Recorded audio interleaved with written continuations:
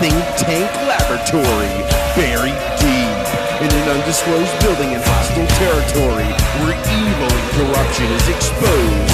You're about to enter the Tom Trento Show. All hands back at battle station.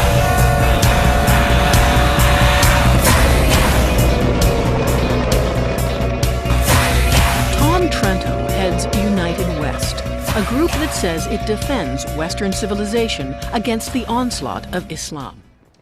And good afternoon, everybody. Welcome. Monday afternoon, 5 o'clock, October 14th, 2013.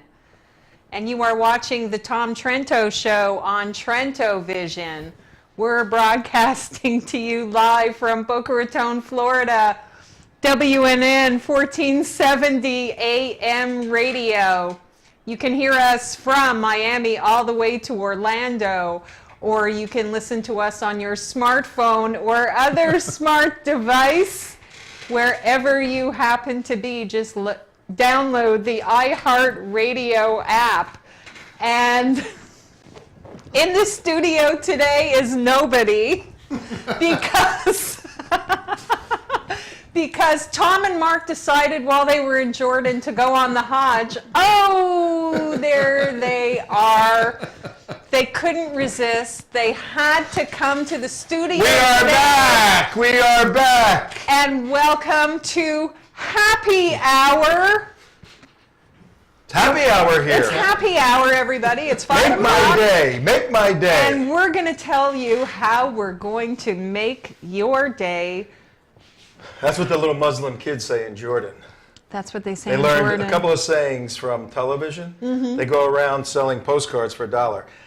Make my day, or it's happy hour, and they're running around. Remind me never to go to Jordan, okay? Okay. We won't. Next time, don't go to Jordan. Okay, good. Oh, I guess we will. I am surprised they let you out of Jordan. So am I. More than Were you one wearing way. disguises? Sunglasses. Yes. And kept my head down like this, but they check your passport 5 or 6 times, going in, going out. Yeah, but they all of can't that. read, so. Well, that's true. They could. It's good to be back. Hello, how are you? Hi. Okay. Let me give you a hug. No. I didn't finish doing the show intro. I wanted to tell you all that you can watch us on TrentoVision.tv or the archives at youtube.com/theunitedwest. But specially for today, you can watch us and listen to us on Smell-O-Vision. Oh my goodness. Yes. Let me tell you folks, listening and watching, it is really whiffy in the studio today. These guys were supposed to come home yesterday, and they got bounced off their flight. And I slept in my shirt, okay? And they've I been slept in my sleeping shirt. in the same clothes for 2 days. Well, this is actually the ones we've had on for like 3 weeks now. And so. there's no 2 days. air conditioning in the studio, and there's no ventilation There in are the flies, bunker. though. There are flies. I could smell myself. I actually can. This is pretty bad. But we had to come. The show goes on. The show Show must must go go on. We got off of a plane a little while ago, came right here. Came right Luggage here. got separated. We finally got Yeah. back with that. We did get back with that, right? Yes, we did. Okay. Yeah. And You had a special delivery. I don't know how people can live Well, without taking shows. you had a nice little encounter with the Smell-O-Vision on the airplane on the way back. Okay, Yeah, well, we there's don't some need folks. to talk about that. I don't think we need to. I don't think we need to be I telling won't that I story. won't get into too much detail. But Yeah. whenever you We're fly gonna have an a 11-hour special- yeah. flight, you always say, "Okay, I want, no, you don't want a little baby. You want like a very clean, freshly coiffed, perfumed person sitting next to you on both sides, all around you. Never happens. Never happened. Now you get somebody that just came out of Petra, well, what am I talking about? The flight I just was on, I was in the center seat, the last were seat that of the plane. guy. I was that guy, The guy I always worry about, I was that guy. Yeah, the one who smells like a goat. That was you. Yeah, that was me. You ever drink goat Goat or milk? did you And smell like speaking of goats, Did you smell like a goat or a donkey? A donkey. We're not Well, going we'll there, have Tom. to- We're not going there, Tom. No, not the not the goat's milk. Inside joke for everybody that was on our tour. Yeah. Goat's milk. Goat smoke. 3 times a day, but we'll tell you about that later. Some The donkey stories are stuff. for cigars after That's the right. show. We'll tell you about we'll show you some donkey stuff later on, for sure. What a trip. It was fantastic. I mean, amazing. I Life-changing. appreciate that you and Mark are our guests today, That's our right. special guests in That's the right. studio Our today. Tom. So Damon and I get to interview you Yes. about your That's right. trip to Israel. Damon, you want to start? Wow, I wasn't ready for that, but sure. I'm sorry. Oh, you caught him speechless. Oh, that never Yeah. happens. No, he's What dreaming about the kibbutz up Yeah, in the northern what- border. What was the one thing you did that sticks out as that was the coolest? The kibbutz up in the northern Lebanon border. I think in terms of our objective for the trip, which was national security concerns, there was also a little bit of the religious archaeology and Christian stuff in there. Very interesting. I had an opportunity, and I think you taped everything, right? Yeah. Yes. Did you do a sermon on the Mount? I did a little He sermon actually did on do the a Mount, sermon little on the Mount. sermonette on the And sermon we of the actually Mount. have that. Maybe I can pull it up. No, I would we'll- love to. we'll- I would we'll lay love it to out. see that. Yeah. But I spoke in the upper Oh, room. look, I'm Tom Trento now. I spoke in the upper room where Jesus had the Last Supper. Right. That was pretty cool. Yeah, there was some cool things.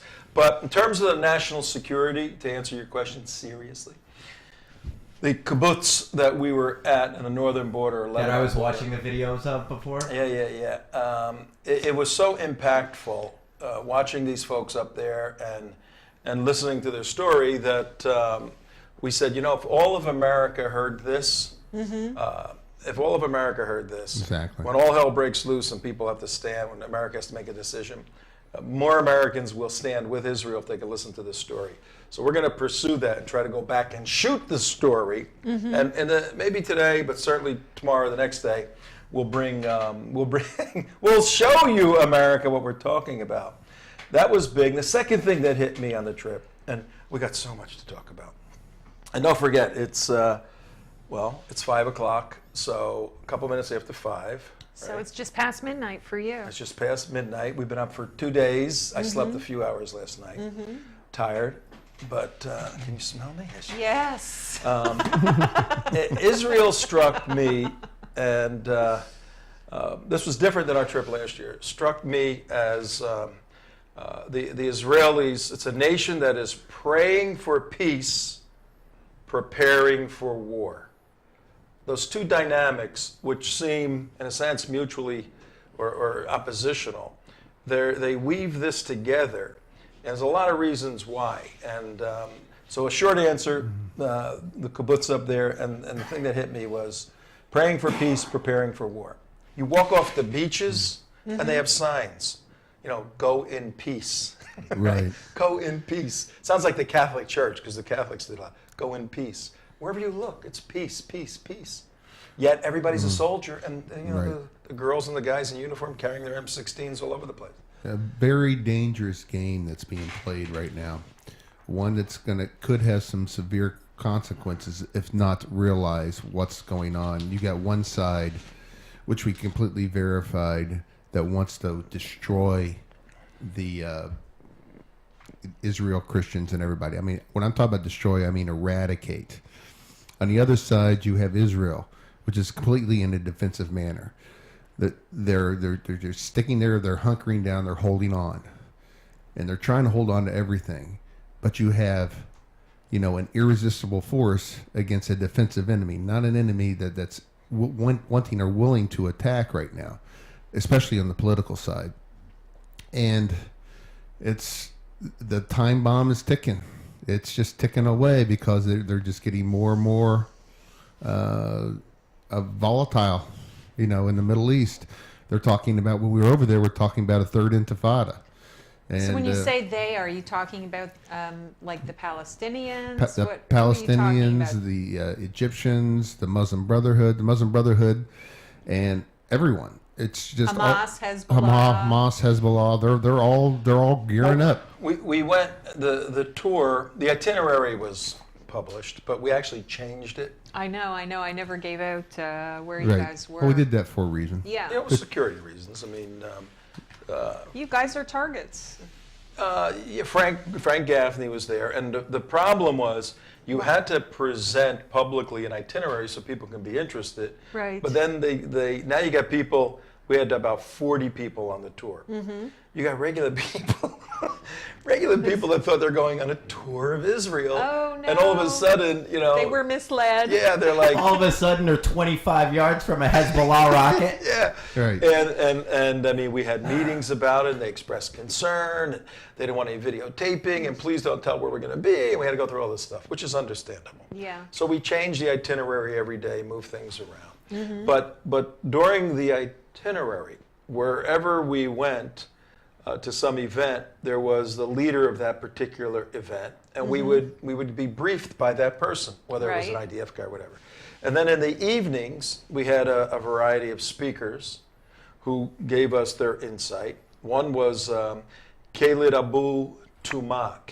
Oh yeah, who writes for the Jerusalem He Post? writes for the He's Post. very Yeah. good. Yeah. He gave a hour presentation, Fascinating. which is not going out in the public because Well, we might play the audio part of it and have his face hid and everything, but a lot of what he says. he asked for none of it to be played. All right. But we can repeat what he Well, says. yeah. I mean, for, But, I mean, he's for talking the, about a for third the of listen, Intifada. for the listeners and viewers. And explain to people Khalid what Abu it- Tomei is a columnist for the Jerusalem Post, and He's and he's Muslim. Palestinian, isn't he? Yeah. Palestinian Muslim. And he right. writes about Palestinian issues from Right. really from, I think he has an Israeli perspective on it, not.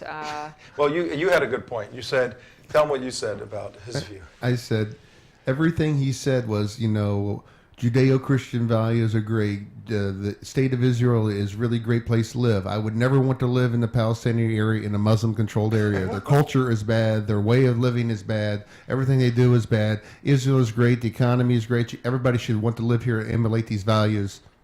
And then he goes, but the I'm a end, Muslim. But don't I'm a tell- Muslim. But Yeah, I'm a Muslim. But don't tell anybody I said so. And it was the dichotomy between him, what he was saying, and what he was representing. Or it was just too It's different. Islam, baby. And No, well, no, no. I it's- don't. No, he was being honest. I don't think he was trying to mislead anybody. He is a Zudi Jasser Muslim. He's a Right. secular Muslim, basically. Right. He even said several Basically, times. he's a non-practicing. Yeah, he said, Muslim. I'm not religious. He said, and to tell you the truth, the political structures of Israel and what Israel offers and all that is much better than the PA, which runs the West Bank, Right. or Right. Hamas in Gaza. Right. So, and I did invite him to come on the show, and he said he would Yes, come on. yes. Now, Now, Really? I want to bring up one other good point of what he said, though, which was quite important. He was talking about how the Palestinians are 55% and above complete jihadis. They would just want to exterminate Jews. They want to just get rid of everything, and that any sign of negotiation with the West from Abbas is a sign of weakness to them. So even going there and talking to the Israelis when the majority of people want the state of Israel eradicated it makes Abbas, the leader of the Hamas of the Palestinian Authority, weaken in the eyes of the people. So therefore, he doesn't get elected. But then again, Well, he hasn't been elected for in how several many years years anyway? anyway, So what I'm right? saying is Ninth he year was- of his 4-year term. But let me ask you But- this, Mark. but I'm not just a little bit Okay. more and then when he came back and he said, now on the other hand, there's none of this washy game going on down with Hamas. They've been consistent from day one. They haven't changed one iota. We hate you. We want to We kill hate you. We want to exterminate you. Israel does not exist. There's no negotiation. Right. That's the way Hamas is. Right.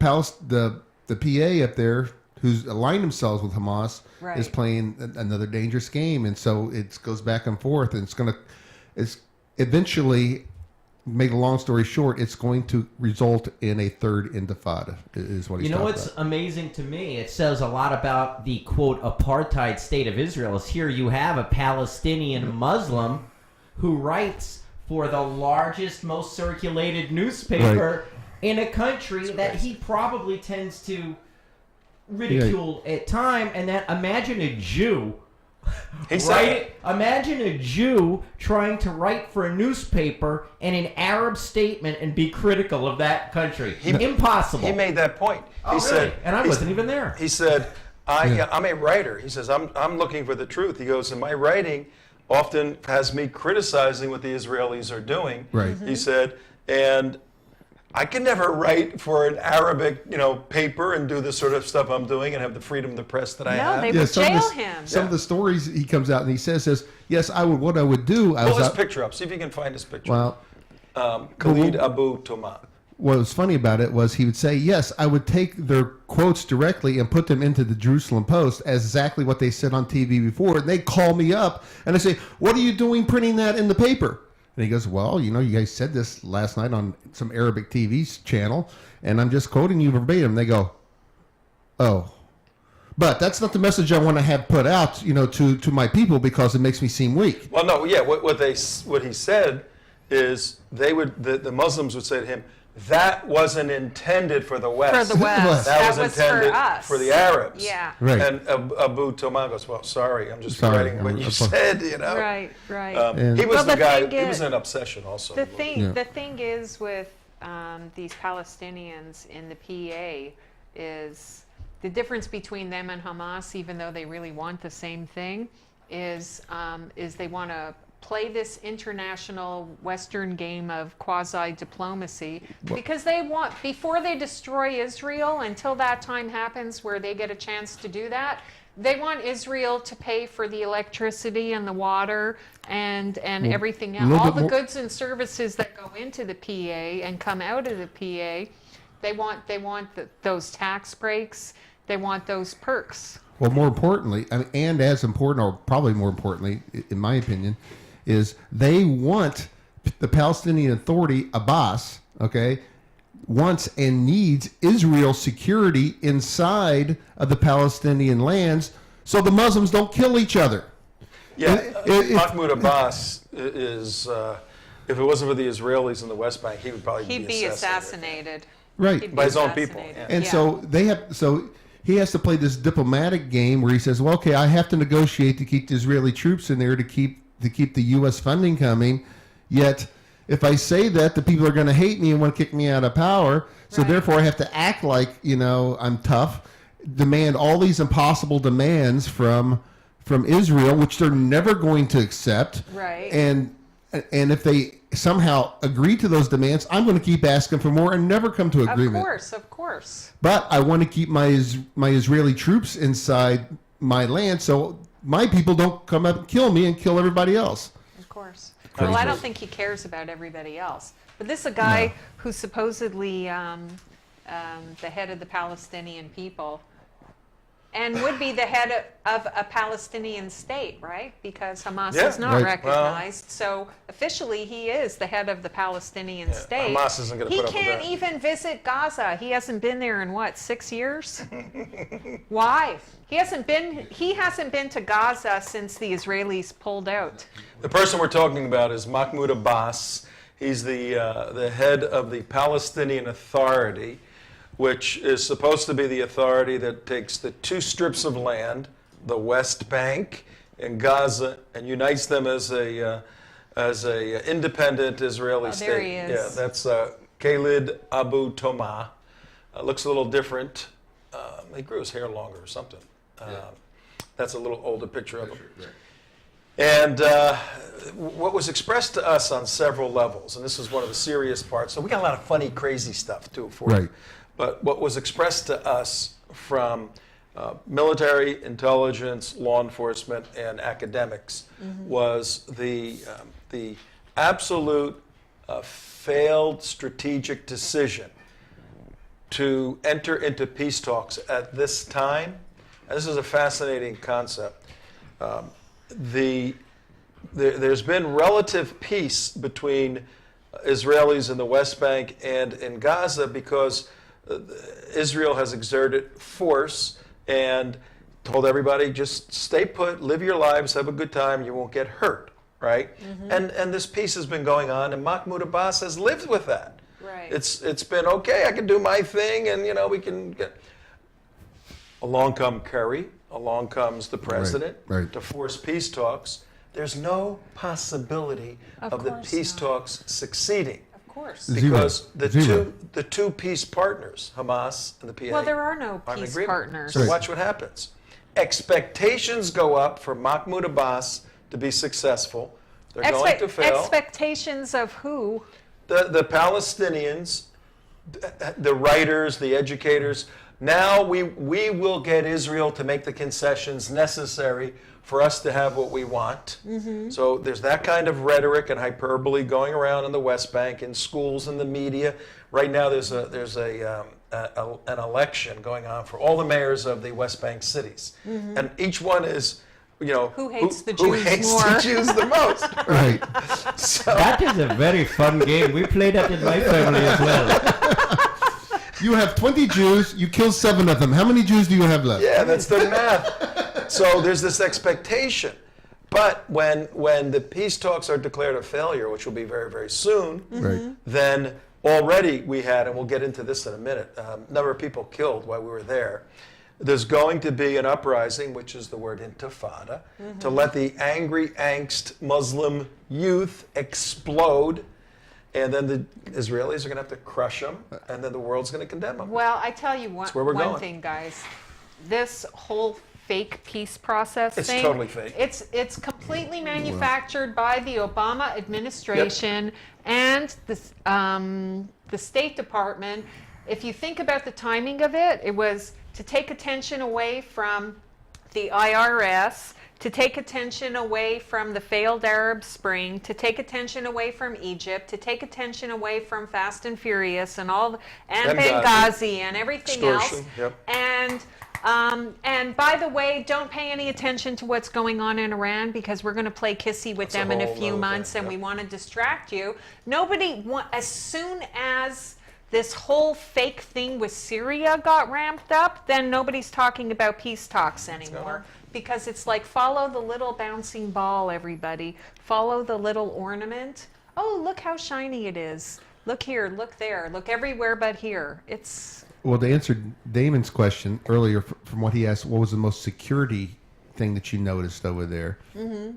And Tom, if you can alliterate on what I'm about to bring up, is the complete ridiculousness of the 67 border idea. It's a completely not only is it just a bad idea, it's an insane idea. I mean, seeing it on the ground where these places would be, and how John Kerry and all those are trying to promote that. I mean, it's ridiculous. What was your impressions of the 67 border? Was it the same 49 armistice line, which is the end of Israel, is what it is. Yeah, but put it in a personal perspective, Tom. What you saw. Yeah, the 1967 Green Line, and what we'll do this week, because this is a significant finding on our part, and it's not an academic finding. We're going to let you stand where we were standing in a settlement. Settlement, yeah. A town, right? Yeah, in a city, small city. Yeah. Nicer than many cities in South Florida. Really. Certainly the there, ones around here. looking at Ben Gurion Airport, looking at the skyscrapers in Tel Aviv, looking in Netanya, looking to the west that way.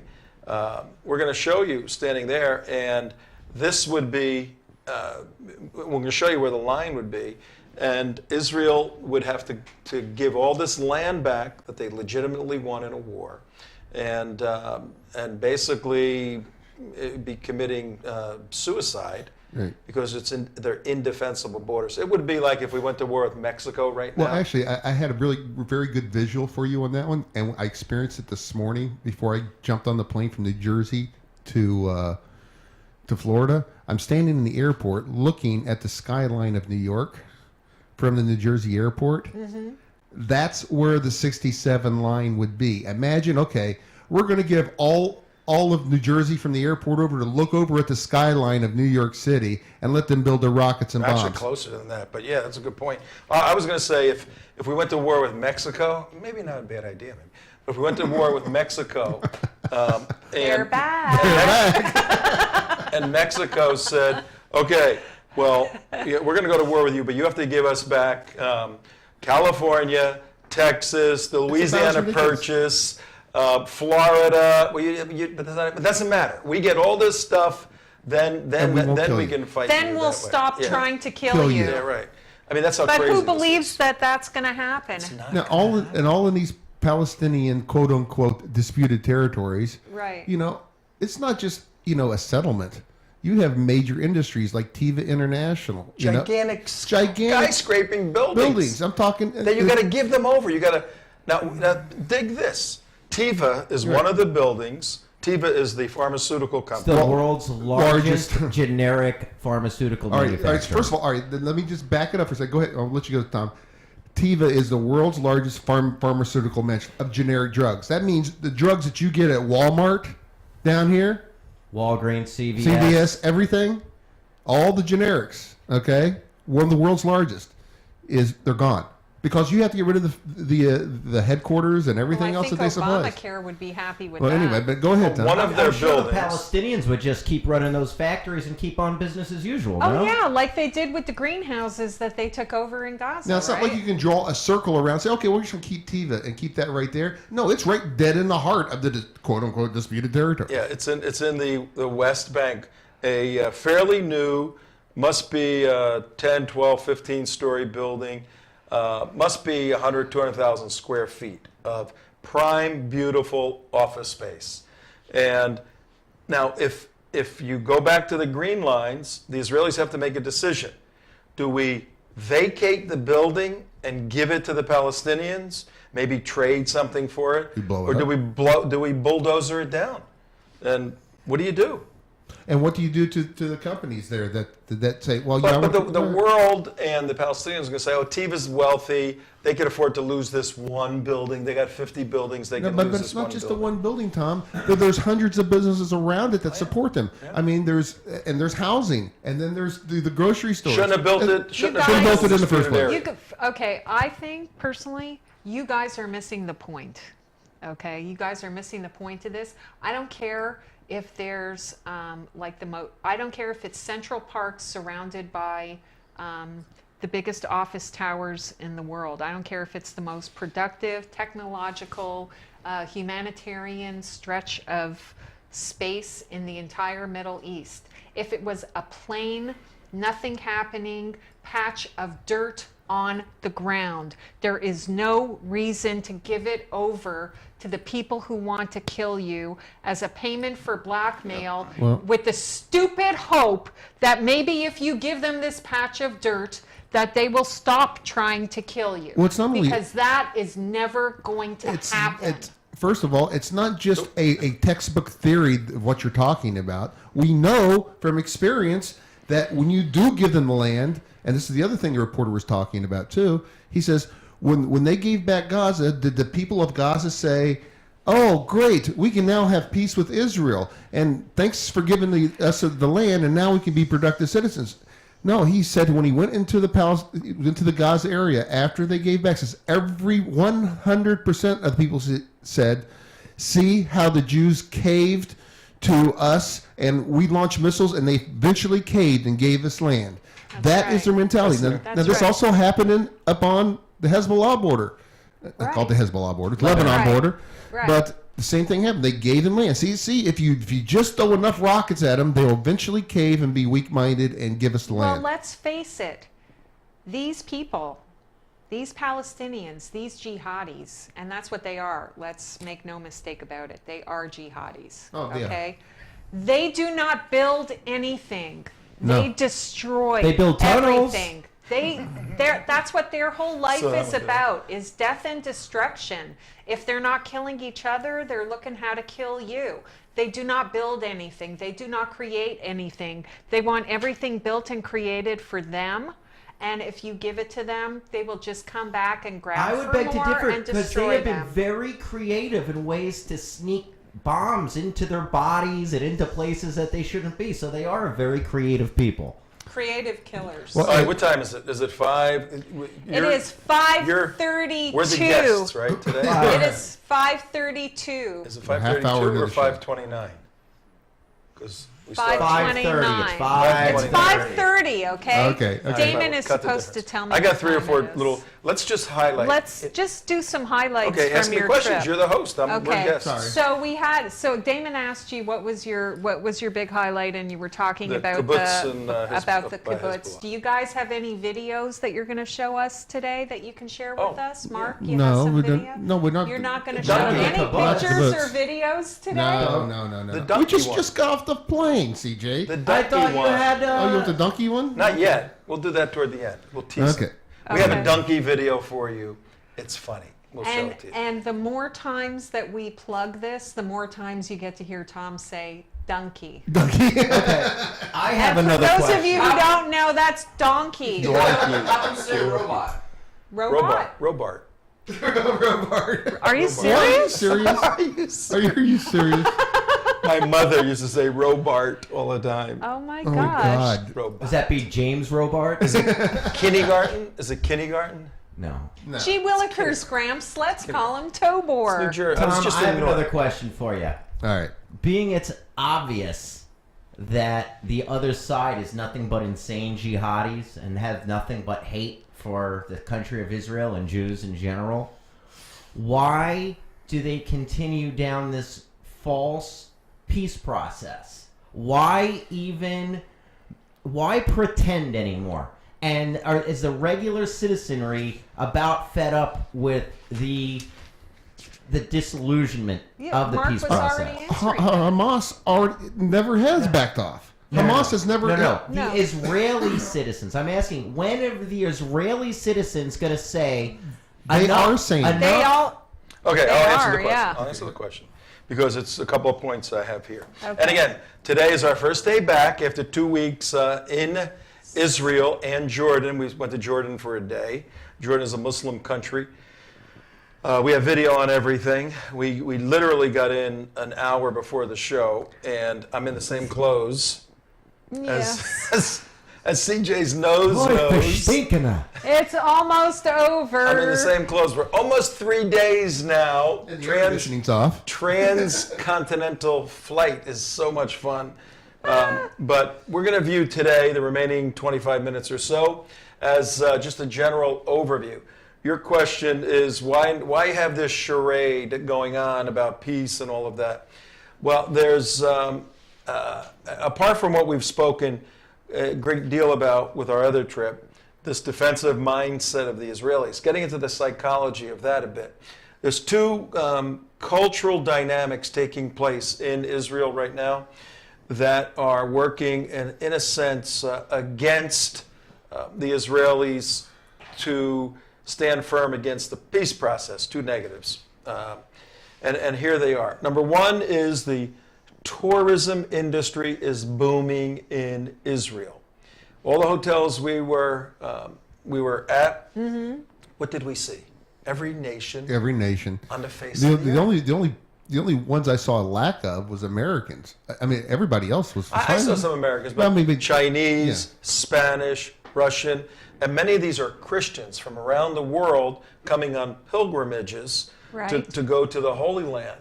And Like our Hajj.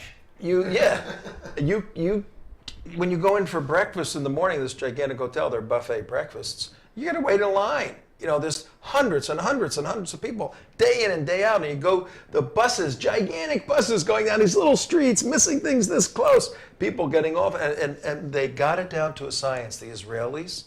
And you start a slight war, an intifada, that tourism's getting cut off in a second. Dried up, yeah. And the economic vitality, productivity of tourism is causing a lot of Israelis to say, we gotta have peace. Because we're making money now. We're buying new cars. They got condos on Tel Aviv Ocean, $1 million, $2 million a piece. Many of the young Israelis are in the tech business or they own some tourism, something. They're making money. They don't want a war state. So they're Right. backing off. Number 2, you got a really significant problem. The Hasidic Jews, the Haredim, they call them, The black hats. the Orthodox Jews. A lot of them wear the black hats Yeah, from the Poland. ultra-Orthodox versus the Ultra-Orthodox. modern Orthodox. The demographics are they're going to be 30% of the male population in the next few years. And the country cannot, right now, you choose to go into the military or to a yeshiva. If you go into the military, you go, and that's your, you got to do a couple of years. 3 years, reserve. 3 years. If you do a yeshiva, you become a religious teacher, and you're on social welfare. You get a stipend, and the idea was to support those who want to be religious leaders of the country. Well, it's like 30% of them are making that decision now. Sounds like they need followers. Well, wait. They can't run the country the way they need to, particularly the military, if 30% of the men aren't involved in the military. But- Because every Israeli is a frontline soldier, right? So now they're going, we better make peace because the demographics aren't working for us to have a male fighting force 5 years from now. And also, you bring up the point too, Tom, is to highlight, along with what you're saying, is Israel's never fought a long protracted war of any. I mean, if you look at it, they've not fought a 30-day war, which they can afford to do right now. Now, that was one thing that got brought up. Can you highlight that, Tom? Yeah, let me go back to the Going back to what you were just saying, though, about the Haredi. ultra-Orthodox. Yeah, there's part of their most recent election involved, a very Reforms. big national dialogue about no allowance for the yeshiva. They want compulsory military service, no matter what. There's a debate going on. If you're going to go into the yeshiva, that's fine, but you're still going to do your military service That's not even anyway. enough. And they're looking for, and they are It's not even looking an for option a on the way table. to. Yeah, it seems like it would be pretty easy to that do you just put a number and say, hey, this is the number, or this is the percentage of people that we need for this. No, here's the problem. And the Yom Not Kippur everyone War could was be a quarterback in the NFL. Here's the problem. The whole mindset of the ultra-Orthodox, they're going in a different direction than the secular society. They're not even Zionists. A lot of them aren't. They're looking for a theocratic ruling, at some point with Messiah. But the concept is Send them to Iran. there's there's 3 or 4 referendum right now before the Knesset to do this, and basically everybody agrees they're going to have to be filtered into the society, and they don't have to go in the military, but they got to perform some sort of public service, but it's got to be very slowly over several year period. We can't tell them all now because they No, won't. of course not. Of won't. course Well, not. and But it has to be as far as the integrated. military is concerned, also they have. Oh, the 30-day thing, yeah. Well, the Yom Kippur War was quite a while. Wasn't it it? wasn't over. No, It's not Israel's fault they kick everyone's butt so fast. Yeah, but if all right, let's take the idea of a strike against Iran. Here's a big problem. All right, if they decide to go to war in Israel against anybody, like Tom said, their army is their working population. So if they have a protracted war over 30 days, their economy shuts down. The pharmacists aren't in the pharmacy. The teachers aren't teaching. And it's not like the U.S. where you can have a standing army called to reserves. That's not, no. No, it's everybody is called to service. So the country literally shuts down. It's very interesting. We'll be sitting at a bar, and a lot of bars in Tel Aviv. Right. And you'll see 25 guys, picking up 25 girls, whatever. And, some older guys over here, and just a regular bar like in the United States. But, I'd say to Mark, see all those guys? Yeah, they're all in the army. Yes. Every one of them is in the Israeli army, either active or on the reserves. Right. If they're reserves, they've been through it. There Right. is a huge nationalism. Right. I mean, they're so proud of Israel from a nationalistic point of view. Right. And it's very, very cool. Yeah. That's maybe one reason that the left hates Israel so much. Is the left is so against loving what you are and hating everything that they're too proud of themselves. Yet another reason for us to hate them. Yeah. Except for the left in Israel really loves Israel. It's different than here. Yeah. Speaking of army, And the left in the Israel left. is decreasing. Israel's moving more and more toward, and they can't stand Obama. The They majority can't- of Israelis Can't stand think it. Obama is a Muslim Brotherhood operative. Also, Well, he is. What would make them the think only, that? the only person they hate worse, which is surprising, the only person they hate worse than Obama Is Hillary Clinton? No. John Kerry. Oh, they loathe him. They do. They loathe him. It's like Well, he is particularly loathsome. well, and here's the other issue with Israel and their defenses is they have such a reliance upon American hardware, technology, spare parts, and whatever that they're having a hard time going on their own, and they're trying to become more and more independent, so they don't have to be reliant upon Europe, United States, or whatever to make their decisions. And a lot of them are actually afraid of the media. That surprised me that the Israelis are afraid of the media, and they're afraid to do something public that will cause media disdain, which means you don't get funding for whatever in Israel. It's not. I think it's not just the funding. I think it's a Jewish problem, but also an Israeli problem of really wanting the world to like you and to love you. Oh, Right. And, Big and problem. I Big, think huge problem. I think that's a big part of their national identity and national insecurity, and it carries over into Their policy. dangerously Yes. into their politics the- and their public that's- policy. That's a dangerous game. I said that they were It's- playing. yeah. Because they have a side, you have one who absolutely want to exterminate you, and on the Yeah. other side, we want the world to like us. Right. And That was the big thing with pulling out of Gaza. That was the whole pitch. If we do this, the world will love like us. us. How'd And that work? They didn't do it because they wanted to please the Palestinians. No, they did it because they wanted to be able to go to London and Paris and hold their heads high Right. and see something favorable written about them in the press How'd that work out? in the West. Yeah. And that lasted for about 3 days, and Right. then it was over. And if you go back and you read the newspapers from that period of time, it was all about, and now we have this new glorious age and the world loves Of us world and peace and everything everything. else. No, Didn't quite work out that way. not so much. Not And- so much. There's another I think very it's a huge sad- problem. The And- Jews and I- in the United States have that too. well, no, actually, the Jews in the United States are the one who are pushing that narrative as far as give land for peace, who've never ever been there and seen the ridiculousness of that concept. We just all need to get along.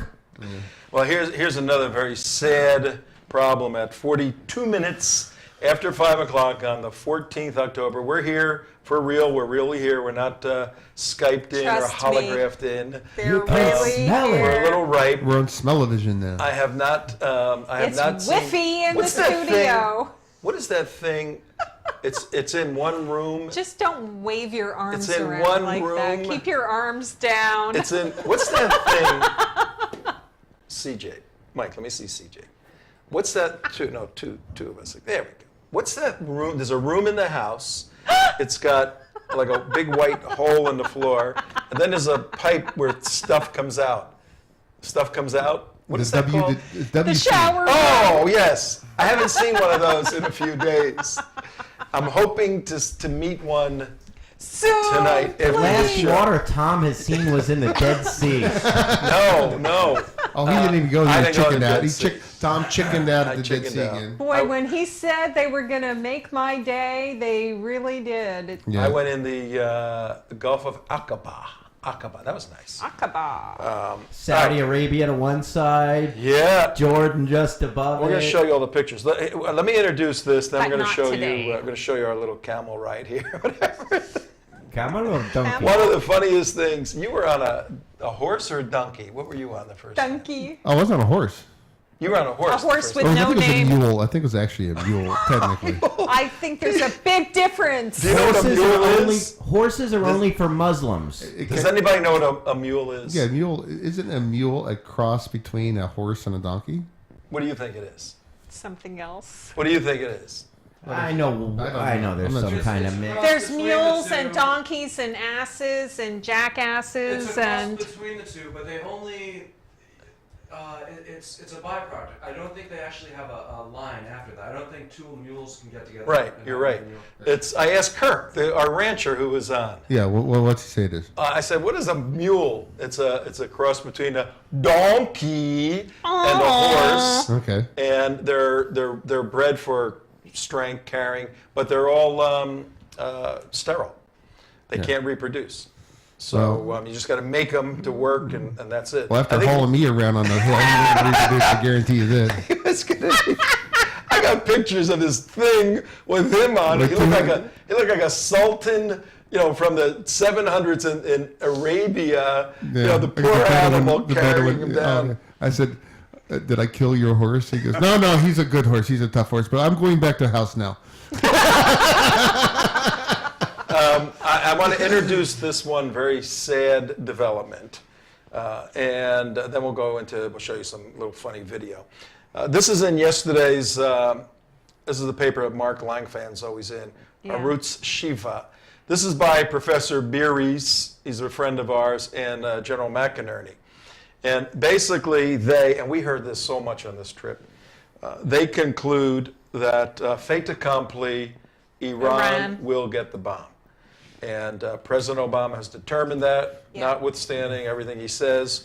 And now he and Russia are working with the Iranians and the Israelis to come up with a system where everybody can live with Iran with a bomb. Right. Now, listen to this. Back in 2008, who was the president then? Obama. Well, you talked Bush. at the end in the 2000 Bush. No, it was during the Bush administration. Okay, well, at the end. Remember the NIE, the National Intelligence Estimate came Yeah. out, and it said Iran had abandoned its quest for making nuclear weapons. Yeah. Right. And all the peaceniks. I watched Mars Attack. Oh, did you yesterday. watch it? Did I tell you? I told you to watch Ben-Hur, and you didn't. I'll watch it on Netflix. I watched Mars Attack, and it was funny. And the Martians, if you haven't seen the movie, you need to see it. Ack. Oh, by the way, Ack. it was an 11-hour flight. You get a little daffy on an 11-hour Get flight. a little daffy after. But you got, and apparently, if sticky people are next to you, Right. you really get daffy. You got the little TV screen, you got about 200 movies. Right. So you read, you watch movies, and he goes, watch Mars Attack. That'd be 30, 20 years ago or something. Yeah, it had Jack Nicholson in it and a whole As a bunch young guy, It had right? a whole bunch of people And in the it. whole concept was the Martians come to Earth, and Jack Nicholson is the president, and they're all like lefties and peace-loving people. Oh, they're here in peace. And every time the Martians land, they kill everybody in front of them. Well, But then they spin it and say, they didn't understand Yeah, this. we need to release the doves. You remember release the Yeah, doves? we need to release it. We need to do this. And the Martians keep killing everybody, right? Well, the first time they came down, I remember part of the movie was they landed for the very first time, and they come out and they say, ack, and they go, what does that mean? What does that mean? This is, it means that we come in peace. And so that's all they would say is ack throughout the whole movie. And then when they came out, then they said ack, and there's a big panoramic scene, and a doves flew up, and as soon as the doves released, they wiped out all the population. So the next time the Martians came to talk to them, they says, all right, whatever you do, don't release the doves. But the point And is, this relates in what here's way? how it relates. Angry. The point Analogy alert. The point is that the population wanted the peace to happen, that notwithstanding the brutal facts, burning their eyes out, they kept saying, oh, we can do something to have peace with these Look, people. they said that we That's what come in happened in peace. 2008 when the NIE came out, National Intelligence Estimate, saying Iran has stopped searching for the bomb. And all of us are going, there's no way in the world. Of course. They want that. Yeah. Oh, yes. And because of that, listen to what one Well, of who the... was behind that? that was the American intelligence behind that, And supposedly. Baradei, also, who ran for president in Egypt, who was the The head of the IAEA. Yeah, but didn't like Clapper or one of those guys have a hand in Yes, that? yes. Now listen to this. Here's what, according at the time to Major General Ehran Farkash, this is an Israeli general, General Farkash, former director of Israeli military intelligence. No small job. That's a big job. He said prophetically, the 2008 National Intelligence Estimate opens the way for Iran to achieve its military nuclear ambitions without any interference. This is yesterday. General McInerney and Professor Beers wrote about this and said, now, more than 5 years later, October 2013, General Farkash's view has been proven correct. And they go on to say, folks, we're going to live with a nuclear Iran, and here you better get used to it, and they start laying it out. This is extremely bad news. But what we just laid out with the tourism on the upswing, with the economy on the upswing, with everybody making money in Israel, nobody wants to go to war. And President Nobody ever wants to go to war. Sometimes you have to go to war. Prime Minister Netanyahu, and I'm reading world papers from the World Opinion, he is looking like one of the Old Testament prophets, as a voice screaming. When these prophets in the Bible went out and warned Israel, God is going to judge you, and the Amalekites are going to come and kill you, and the Canaanites are going to do this. People thought the prophets were nuts. That's what they're starting to see Netanyahu as just this crazy voice, because he's right now the lead article in the Jerusalem Post right this second is Netanyahu says right now, today, the 14th, 5 o'clock, whatever it is, 28 minutes, what is it, 50 minutes after 5. Netanyahu says if you ease off sanctions against Iran, it would be a historic mistake. But nobody's listening to him anymore. Nobody cares. Nope, we're going to have trouble. Nobody cares. Because everybody thinks it's just the Jews. What we should actually do, and we had a good discussion on it, one of the things to do is close down the Straits of Hormuz. Close them down. Let the Iranian economy fall in on itself. Well, we'll talk about that, because they had already said that they, being Iran, said that would be an act of war. That is an act of war. Yeah, so Just like when Egypt closed the Gulf of Aqaba. The Suez Canal, that's an act of war. Yeah. Well, one of our briefers said, hey, this could be a very good tactical approach. We'll talk about that in days ahead. But whenever you're dealing with these rough national security issues, and difficult understanding it, and it just looks doom and gloom, go take a donkey ride from the bottom of Petra up to the top. Petra is a stone city in Jordan, 2 hours north of Eilat, driving on the King's Highway, stopping at goofy little Muslim stores on the side of the road. If you stop at some of them, can we use the restroom here? No, don't go to the restroom here. No. So we get to Petra. We'll show you a video on that. But let's just show Mark a couple of minutes. I'll set this up. When you get to Petra, you've got to go down a long incline, about a mile, weaving through a mountain range and going on dirt roads, all of this to the bottom. And it's probably a drop in elevation, several hundred feet. And now you got to come out. You got to walk. You're exhausted walking down. Yeah, you're talking a mile and a half. Yeah, and you got to walk like out. The Grand Canyon or something. Or every little Muslim person in the world, from little kids to old men, have camels, donkeys, horses, wagons, whatever. For $20, they'll take you to the top. Right. Come with us on a ride right now. From the bottom of Petra to the top. Mark and I. Here we go. We're in a 3-person donkey wagon. And keep your eyes open for the fuzzy dice. And for you folks on the radio, you're not going to hear too much, except us laughing. But yeah, we have a horse going up the canyon, and it looks like the Grand Canyon on the left and right here, with our driver who's got fuzzy dice hanging off the side of the. And sometimes it's only about 10 feet wide. Yeah. There's the driver. This is crazier than racing cars. This is nuts. Yeah, turn around. What? Get him right here. Get the driver. There you go. Now Mark's trying to shoot this video. We're on stones. Here we go. These are our friends right here. Make it a little louder. Get out of the way! We're yelling at people to get out of the way. We're encouraging the driver to go faster.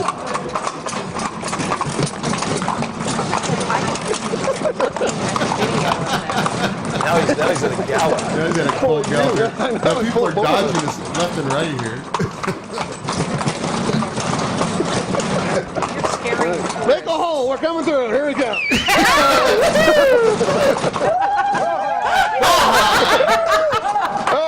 I love this. Driver. Driver. Yeah. Now he's at a cold gallop. Out of the way. Make a hole. Here we go. We'll open them up for you. Look out. Look at the stonework. This is the entrance to Petra. Come on, rawhide. It's been 2,000 years. This is where Indiana Jones and the Temple of Doom was This is filmed. where it was filmed. That's where Donkey's Yeah, going. Indiana Jones was filmed. Yeah, very crazy people back there. He almost hit the wall. See how close it is? See what happens when you donate securely to the United West. I told you I was going to show this one today. I hope everybody will go to, Radio listeners. radio listeners, if you're You must listening in the watch. car, go to the archives and watch this tonight. YouTube.com/The United West. Click on to watch today's show. You don't want to miss this. This is adorable. You got him a two horsepower, right? And it's kind of like those rides at Disney World that when you watch the video, you feel like you're on it. Yeah. Outer And this right, guy's on outer full right. gallop here. Hot stuff. Make my day. Make my day. Happy hour. Happy hour. This guy's smoking ganja. Yeah. Got 2 sets of dice. Mark lost his sunglasses. He put them on the seat. Yeah, they bounced off. They went somewhere. There you go. Now we're Pretty clear incredible sailing. camera job. That's pretty good. We got to give you a hand. Yeah. See how long this thing is? Yeah, it's very ride long. You up? were supposed to walk. And this is the edited version. You're supposed to walk this It thing. takes an hour to walk to the bottom of the top. Now, this is not, This is a strong horse. I'm exhausted How old is this watching horse? this. How old's the horse? It's for The donkeys. horse, how old? Yeah. How old is he? And we're not lightweights either. And especially not if this was at the end of the trip. You What's his guys name? ate them. Yeah, it was good. Yeah. See, this is the kind of thing I would ask you. Like, so what did you eat on the trip? Medium. Medium, okay. Except I couldn't find bacon any place. Medium, go. No bacon and eggs. Wesley, let's go, sorry. I think we Out of the almost way. run over Out a of the way, couple of make a people. hole, make a hole, here we go. Okay, hour. that's our ride from the bottom of Petra. Petra means rock. Well, it actually goes on. It goes on twice as long. Oh, it goes on for on and on. I mean, you're like, and this is a course at full And then we gallop. start talking to them while we're riding. It was funny. It was funny. And that was only $20? I think it was $20. We tipped him pretty nicely. Then I had a cigar in my pocket. He goes, cigar. Oh, Yeah, take a cigar. So it was a lot of Oh, fun. Tom, I think It was almost as much fun as our ride today. All right. Our ride today. You forgot already? My mind is such a blank Okay. right now. What ride are you talking about? We were, because our planes got messed up I'm yesterday. sorry, my nose is getting really itchy. Okay. We were, our flight got messed up, so we were booked for a 9:30 flight this morning, Newark to South Florida, and because we're 7 hours ahead, Mark says at like 6 o'clock or whatever, let's go now. So that's why I didn't take a shower. Right. Because we threw everything, we rushed to the airport, we got there. We don't need your excuses. And our gate was far away, so I saw one of the carts driving in the airport. I said to the kid, "Can you take us to the gate?" So we jump on, and you don't remember the ride to the airport? I have the video of it. No, I The don't. cart at the airport. You don't remember that? No. Oh, that was today. Oh, the cart ride. That ride. Yes. The kid took us all over because 30 seconds, Tom. We went to the wrong place, but it was. I've never. You know Thank how you for coming home. Yes. You know Thank how you for always wanna do coming those back. stories? We look forward to seeing you the rest of the week. Shower time. Shower time, lots of videos, lots of pictures, lots my of shirt. discussions. Stay tuned to Trentovision tomorrow. Thank you, everybody, and have a really CJ, swell take day. a shower, CJ. Come on. Thank you, woman. Bye. Bye. You didn't stop the stream, did you? Stop it. You didn't stop this stream, right? Cool. Are we okay? Good. Welcome home. Howdy, howdy. Welcome home, Stinky. All right, cigar time. I was about to say, Tom, you need to make sure you get a cigar. I got it, Stinky. yeah. Give that shirt to your wife. I don't know how people do this. Put the air on. Hold on a second. Don't. Yeah, this thing's nice. I like this thing. Yeah. See what it sounds like. You sound fine. Out of the air.